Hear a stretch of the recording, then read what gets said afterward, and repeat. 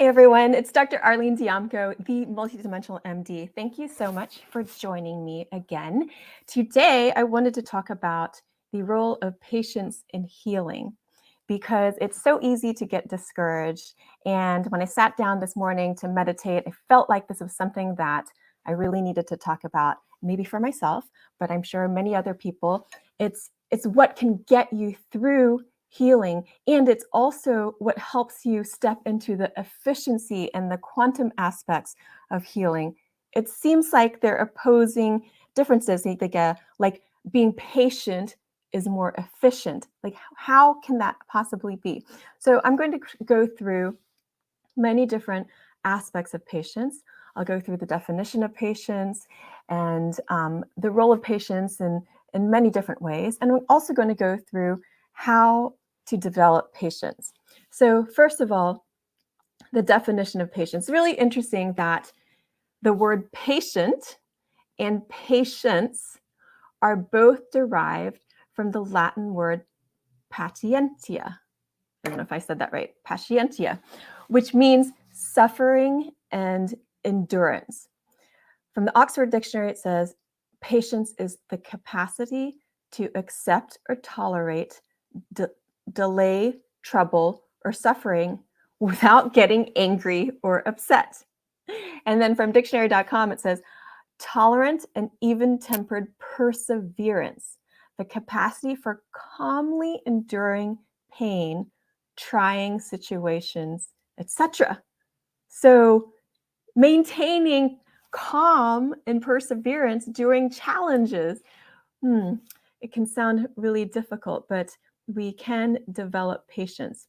And the first thing, of course, is to be patient with yourself. So patience asks us to turn inwards and consider, if you have a wound. Sometimes you'll have a wound, you'll have a physical wound even, but a physical wound has many layers to it.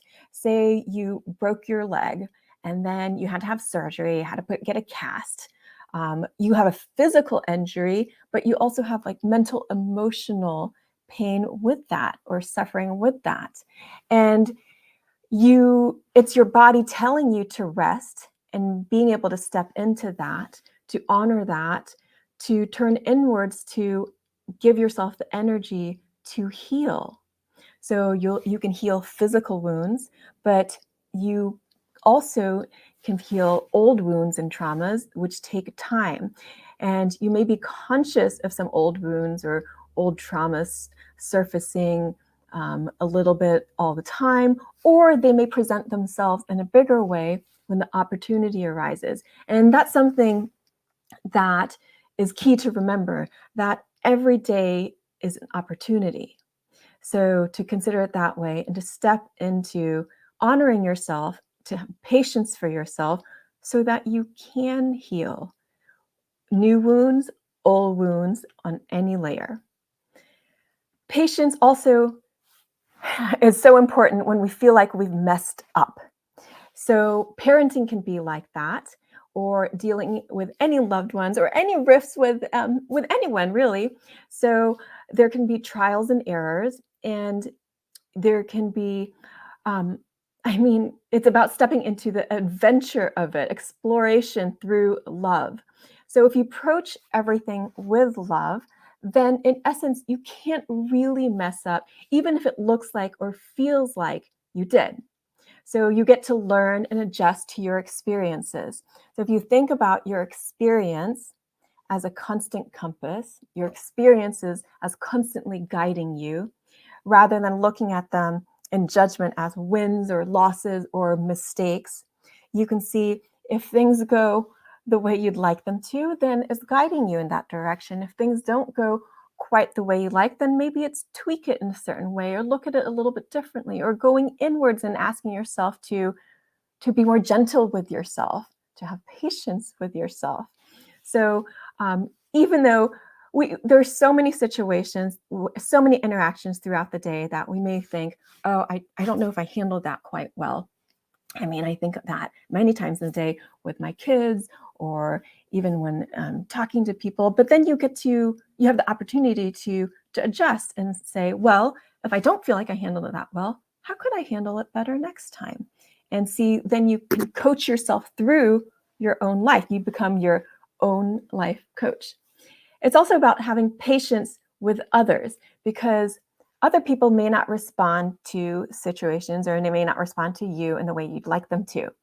And the big thing to consider is there intended harm?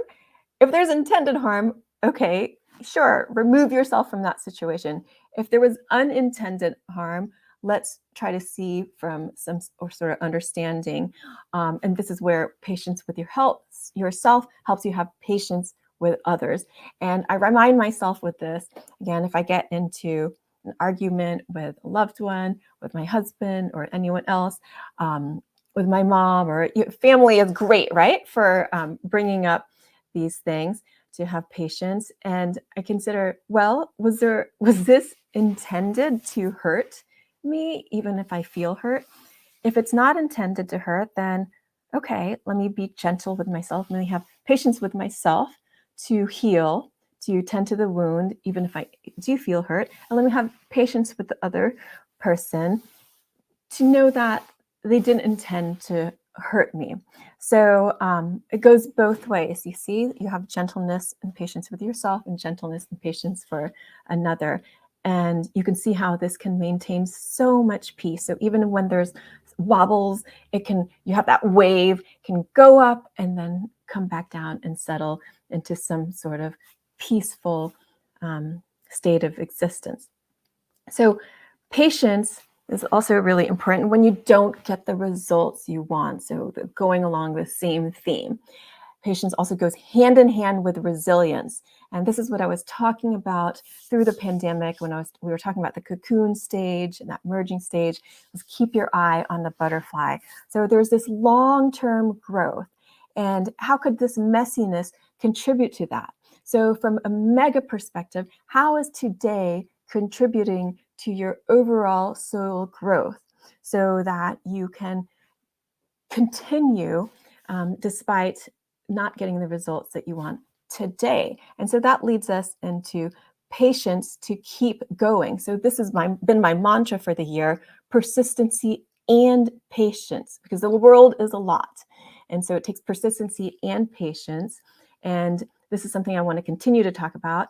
It was inspired by an Edgar Cayce quote that says, "Don't let impatience ruin persistency." So you might have those down days. We all do, and I do too. And then it's, again, considering how can I keep my eye on the butterfly? So it's not about the instant gratification, but it's the long-term vision. So keeping your eye on the future, what you would like to see in the future, how you'd like to develop, and how you'd like to grow as a person, as a soul. So a bigger perspective can really help when you're feeling really narrow and discouraged. Widen that perspective and just consider, how does this contribute to my soul growth? And so how can this help me get up and keep going so that I can have some sort of persistency and endurance even during trying times? And then you start to look at these times as stepping stones. So how is today a stepping stone for my growth now and at a future date? And so this leads us to how to develop patience. And there's something called episodic future thinking. This is something that they've studied in psychology. It's also known as a future self journaling, or just imagination even.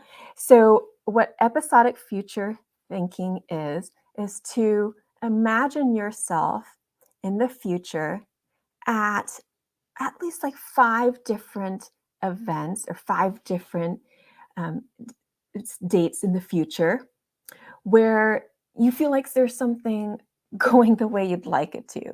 So it's a positive imagination. So this is where you get to envision the future for yourself. And so pick 5 different times. So you'll pick something that's more immediate. So it could be later today. You can pick something tomorrow. You can pick something in a week. And you can pick something in a month, a year, and 10 years. So just pick the times that feel easy for you to deal with. So say you have an injury and today you're not feeling good. Like I sprained my ankle some weeks ago and I was hobbling around. So it was patience for that day and knowing, okay, if I rest, it will feel better. And maybe if I do some stretching and stuff, I'll take some arnica, they're going to feel better later that day. But then also imagining that it will feel better, that you're going to be able to walk around better in a week and to go slowly in what you're going to feel like in a month, that maybe you'll be running in a month or in a few months. And then in a year from now, if you keep going, then maybe you could do a race that you wanted to do, and then in 10 years from now, what could that develop into? So you can do this for emotional wounds as well, to imagine yourself at different stages. So pick like 5 different stages in time, and you can journal about it. So you could sit down and just do it as an imagination meditation, or you could write about it, and that's the future self journaling. And there's so much research actually in this. It can help in decision making and emotion regulation and memory and navigating different situations. It also helps you to not just rely on instant gratification, because sometimes instant gratification, like I really want to have some sugar right now, you have it, you feel great for the moment, but later you crash. So you can have more of a delayed gratification and to take steps into things that give you more benefit in the future.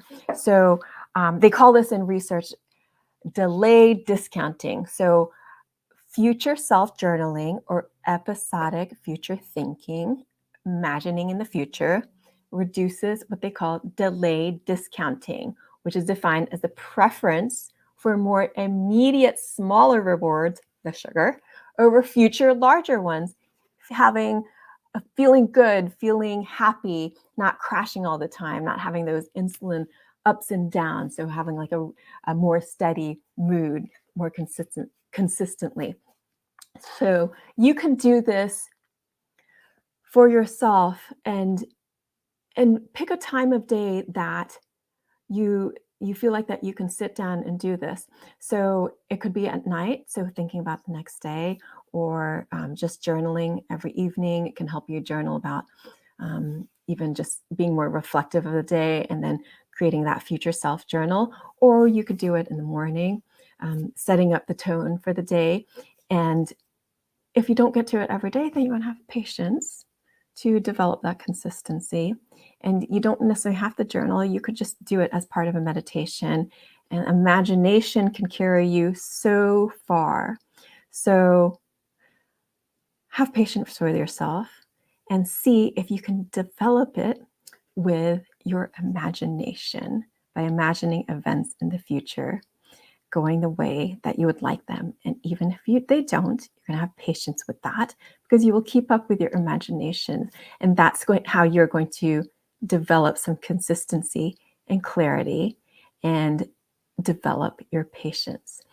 And at the end of the day, always ask for divine guidance, because if you feel like you can't do this by yourself, then you don't have to. You always have help from the divine, from the universe, from the oneness, from the stillness, whatever you want to call it.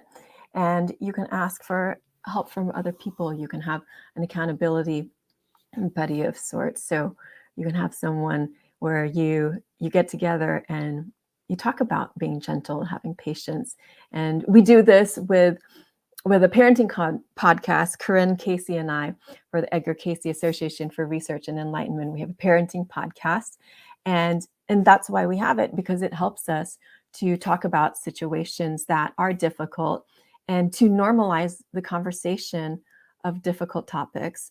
And so that's why I wanted to bring up patience here today, because it has such a huge role in healing on every layer, on the physical layer, on the mental, emotional layer. And when combined with love, it can carry you so far, and it really helps you step into that efficiency of healing, because you get to soften into yourself. You get to soften into your state of being now. And in that more relaxed state of being, it's much easier to heal on every layer.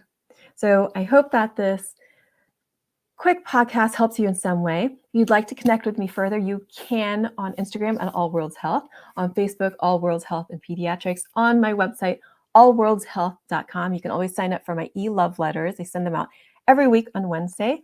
And I will see you next week on another episode of the Multidimensional MD. It's Wednesdays at 11 a.m., although it was a little bit late today, so we'll just say 11-ish Eastern time. I'll see you then. And I believe in you, so I hope that you believe in you too. Take care and have a great rest of your week.